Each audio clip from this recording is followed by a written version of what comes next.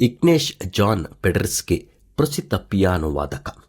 ಇವರು ದಿನಂಪ್ರತಿ ಬೆಳಗ್ಗೆ 2 ಗಂಟೆ ಪಿಯಾನೋವನ್ನು ಅಭ್ಯಾಸಿಸುತ್ತಿದ್ದರು. ಒಂದು ಬಾರಿ ಅವರು ಲಂಡನ್ಗೆ ಹೋಗಿರುವಾಗ ಅಲ್ಲಿ ತಂಗಿದ್ದ ಹೋಟೆಲ್ನಲ್ಲಿ ಪಿಯಾನೋ ಅಭ್ಯಾಸ ಮಾಡಲು ವ್ಯವಸ್ಥೆ ಮಾಡಿದ್ದರು. ಹಾಗೆ ಆ ದಿನ ಅಭ್ಯಾಸ ಮಾಡುತ್ತಿರುವಾಗ ಎದುರು ಕೋಣೆಯಲ್ಲಿದ್ದ ಒಂದು ಹೆಣ್ಣು ಮಗಳು ಮ್ಯಾನೇಜರ್ ಬಳಿಗೆ ಹೋಗಿ, ಎದುರಿನ ಕೋಣೆಯಲ್ಲಿ ಪಿಯಾನೋ ಶಬ್ದ ಸತತವಾಗಿ ಕೇಳುತ್ತಿದೆ, ನೀವು ಹೋಗಿ ಆ ಶಬ್ದವನ್ನು ನಿಲ್ಲಿಸಲು ಹೇಳಿರಿ ಎಂದು ಕೇಳಿಕೊಂಡಳು.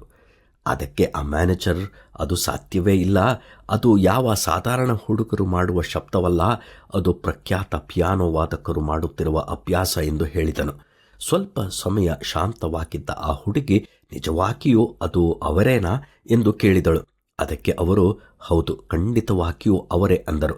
ಅದಕ್ಕೆ ಅವಳು, ಹಾಗಾದರೆ ನಾನು ಬಾಗಿಲನ್ನು ತೆಗೆದು ಅವರು ಅಭ್ಯಾಸ ಮಾಡುವುದನ್ನು ಸರಿಯಾಗಿ ಕೇಳಿಸಿಕೊಳ್ಳುತ್ತೇನೆ ಎಂದಳು. ಹೌದು, ಕೆಲವೊಮ್ಮೆ ನಾವು ಸಹ ಕಾರ್ಯಗಳನ್ನು ಸರಿಯಾಗಿ ತಿಳ್ಕೊಳ್ಳದೆ ಅವಸರ ಪಡುತ್ತೇವೆ, ಇತರರ ಬಗ್ಗೆ ತಪ್ಪಾದ ರೀತಿಯಲ್ಲಿ ತೀರ್ಮಾನ ತೆಗೆದುಕೊಳ್ಳುತ್ತೇವೆ. ಮೊದಲನೆಯದಾಗಿ ನಾವು ತಾಳ್ಮೆಯುಳ್ಳವರಾಗಿದ್ದು ಸರಿಯಾದ ಮಾಹಿತಿಯನ್ನು ತಿಳಿದುಕೊಂಡು ಪ್ರತಿಕ್ರಿಯಿಸಬೇಕು. ಅವಸರದಿಂದ ನಾವು ಹೇಳುವ ಮಾತುಗಳು ಇತರರಿಗೆ ದುಃಖವನ್ನು ಉಂಟು ಮಾಡಬಹುದು. ಇನ್ನು ಮುಂದೆ ನಾವು ಯಾರ ವಿಷಯದಲ್ಲಿ ತೀರ್ಮಾನ ಮಾಡುವುದಿಲ್ಲ ಎಂದು ನಿರ್ಧಾರ ಮಾಡಿಕೊಳ್ಳೋಣವೇ?